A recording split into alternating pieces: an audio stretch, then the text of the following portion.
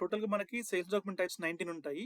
T code Vivo V8 యాక్చువల్‌గా last క్లాస్‌లో ఒక స్మాల్ మిస్టేక్ అయింది. సో, దాని కరెక్షన్‌కి ఈ వీడియో అన్నట్టు.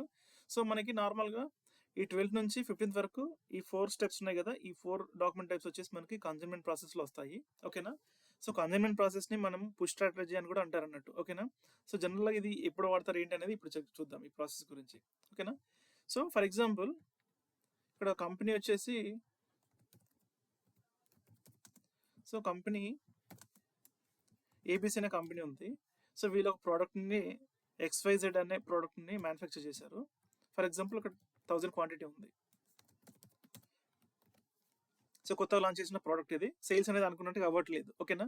సో, ఆ టైప్‌లో ఏం చేస్తారంటే సేల్స్ అనేది ఇంక్రీజ్ చేయడానికి చాలా మెథడ్స్ ఉంటాయి. ప్రాసెస్‌లు ఉంటాయి అన్నట్టు. అందులో ఈ consignment process one of the process అన్నట్టు. ఓకేనా?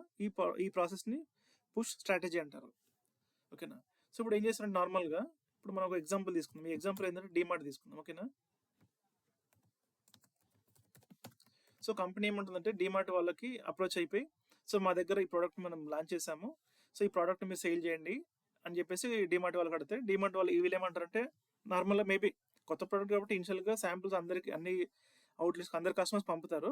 So, in the same way వాళ్ళు అప్పుడు చూసేసి ఈ ప్రోడక్ట్ సేల్స్ అనేది అనుకున్నంతగా లేవు.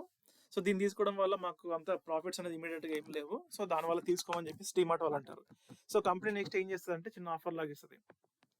సో, ఇక్కడ ఏం చేస్తామంటే స్టాక్ అనేది డీమార్ట్ కంపెనీ దగ్గర నుంచి లొకేషన్ నుంచి డీమార్ట్‌లో వీళ్ళు ఏమంటారంటే మీ ప్లేస్‌లో మేము స్టాక్ అనేది పెడతాము. ఇనిషియల్‌గా అమౌంట్ అనేది ఏమి ఇవ్వకండి. మీరు ఎప్పుడైతే ప్రోడక్ట్‌ని సేల్ చేసుకుంటారో, సేల్ చేసుకున్న తర్వాత మీకు అమౌంట్ వస్తదో, వచ్చిన తర్వాత పే చేయండి అని చెప్పేసి డీమార్ట్ వాళ్ళకి అంటది. సో, ఇక్కడ డీమార్ట్ వాడికి ఏంది బెనిఫిట్? అమౌంట్ అనేది ఇనిషియల్‌గా ఏం పే చేయట్లేదు. ఎప్పుడైతే డీమార్ట్ ఎండ్ కస్టమర్‌కి అమ్ముకుంటున్నాడో అప్పుడు మాత్రమే పేమెంట్ వస్తది. వచ్చిన తర్వాత పేమెంట్ అనేది ఇస్తున్నాడు. సో, దానివల్ల కంపెనీకి కొంచెం బెనిఫిట్ ఉంది. సేల్స్ అనేది అవుతుంది. డీమార్ట్ వాడికి ఏంటి పేమెంట్ అనేది ఇమీడియట్‌గా అవ్వట్లేదు. సో, ఆ పేమెంట్ కూడా ఎక్కడో స్టక్ అవ్వట్లేదు. ఎప్పుడైతే అమ్ముతున్నాడో అమ్మిన తర్వాత వచ్చిన డబ్బుల్ని తర్వాత పే చేస్తున్నాడు. సో, డీమార్ట్ కూడా బెనిఫిట్ కాబట్టి డీమార్ట్ వాడు అగ్రీ చేశాడు. చేసిన తర్వాత నెక్స్ట్ ఏమవుతుందంటే ఫస్ట్ స్టెప్‌లో ఫర్ ఎగ్జాంపుల్ ఇక్కడ 1000 ఉంది. 1000 నుంచి 100 యూనిట్స్ 100 క్వాంటిటీ అనేది ఇక్కడ డీమార్ట్ దగ్గర లోడ్ చేసాడు అనుకోండి ఫర్ ఎగ్జాంపుల్. ఓకేనా? సో, ఈ స్టాక్‌ని ఏమంటారంటే సో, ఇది డీమార్ట్‌లో ఉంది కదా! దీన్ని కన్సైన్‌మెంట్ స్టాక్ అంటారు. ఓకేనా? ఇది నార్మల్‌గా మనకి ఎస్ఐపిలో ఉండే స్టాక్‌ని ఏమంటారంటే మనకు డిఫరెంట్ స్టాక్స్ ఉంటాయి. So, open stock restrictions same లేని స్టాక్‌ని అన్‌రిస్ట్రిక్టెడ్ స్టాక్ అంటారు. అన్‌రిస్ట్రిక్టెడ్ మనకి 1000 ఉంది. సో, అందులో 1000 నుంచి ఈ 100 క్వాంటిటీని ఇక్కడ పంపించిన తర్వాత మనకి బ్యాలెన్స్ వచ్చేసి 900 బ్యాలెన్స్ ఉంది. 900 క్వాంటిటీ ఉంది. ఓకేనా? ఓకే. సో, ఇక్కడ ఫస్ట్ స్టెప్‌లో ఏంటంటే ఈ కంపెనీ నుంచి డీమార్ట్‌కి స్టాక్ అనేది ఇక్కడ 100 క్వాంటిటీ వచ్చింది కదా! దీన్ని ఫిల్ చేశారు కదా! దీన్ని కన్సైన్‌మెంట్ ఫిల్ అప్ అంటారు. ఇది స్టెప్ 1 అన్నట్టు. ఓకేనా? సో, ఇక్కడ ఏంటంటే ఓనర్‌షిప్ అనేది కంపెనీతోనే ఉంటది. ఎందుకంటే ఇన్వాయిస్ అనేది ఏం రేజ్ చేయట్లేదు. జస్ట్ ఈ అన్‌రిస్ట్రిక్టెడ్ నుంచి తీసుకొచ్చి స్టాక్ అనేది ఇక్కడ లోడ్ చేస్తున్నారు. సో, జస్ట్ ఇది కన్సైన్‌మెంట్ ఫిల్ చేస్తున్నారు అన్నట్టు. ఓకేనా? సో, ఇక్కడ ఓనర్‌షిప్ అనేది ట్రాన్స్‌ఫర్ ఏమి అవ్వదు. ఇన్వాయిస్ ఏం రేజ్ అవ్వదు. ఓకేనా? సో, ఇక్కడ స్టాక్ అనేది ఇంత పంపాడు. ఇది ఇక్కడ లోడ్ అయింది. సో, నెక్స్ట్ స్టెప్ ఏంటంటే డీమార్ట్ ఏం చేశాడంటే డీమార్ట్ కస్టమర్ ఎండ్ కస్టమర్‌కి సేల్ చేశాడు. ఓకేనా?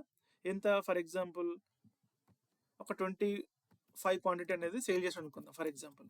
ఓకేనా? సో, 25 సేల్ చేశాడు అది నార్మల్‌గా. సెల్ అయిపోయింది. సో, అప్పుడు నెక్స్ట్ బ్యాలెన్స్ ఏమవుతుంది? ఈ 100 నుంచి 25 తీసేస్తే 75 క్వాంటిటీ. 75 క్వాంటిటీ మళ్ళీ కన్సైన్‌మెంట్ స్టాక్‌లో ఉంది మనకిక్కడ. సో, ఇది ఎవరికి ఎండ్ కస్టమర్‌కి సేల్ చేశాడు.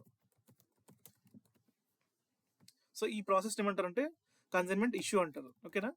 సో, ఎప్పుడైతే ఎండ్ కస్టమర్‌కి అమ్ముతాడో అమ్మిన తర్వాత డీమార్ట్ ఏం చేస్తాడంటే కంపెనీకి ఇన్ఫార్మ్ చేస్తాడు.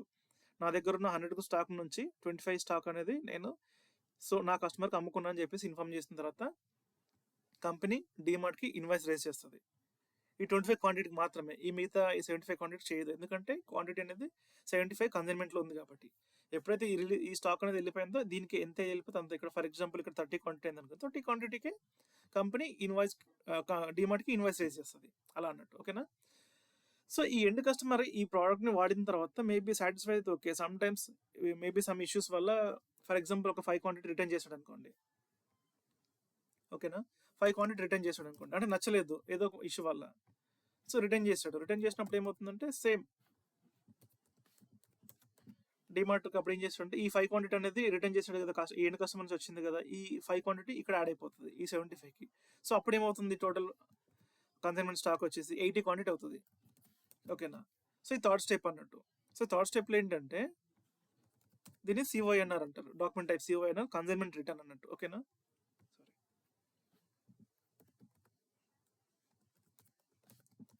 సో ఈ స్టెప్లో ఏంటంటే ఎండ్ కస్టమర్ సమ్ క్వాంటిటీని రిటర్న్ చేశాడు, ఆ రిటర్న్ చేసిన స్టాక్ అనేది కన్సైన్మెంట్లో యాడ్ అయిపోతుంది.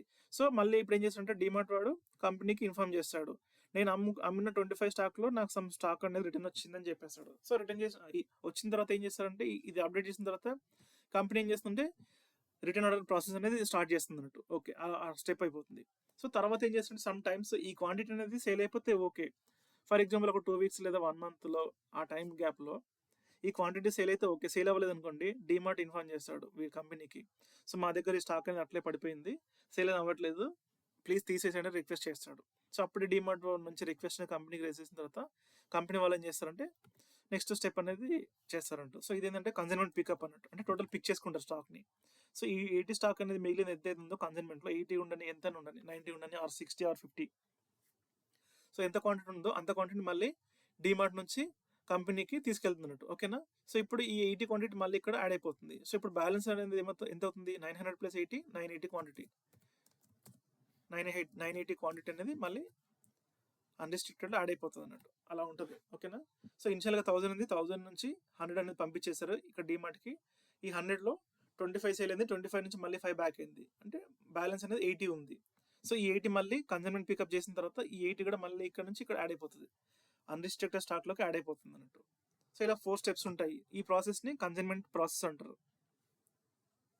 సో లాస్ట్ వీడియోలో జస్ట్ ఈ 14th 15th కొంచెం ఇది స్మాల్ మిస్టేక్ అయింది, అంటే నార్మల్గా పికప్కి రిటర్న్కి పికప్ అనేది చెప్పాను. సో దాని కరెక్షన్ ఇది వీడియో.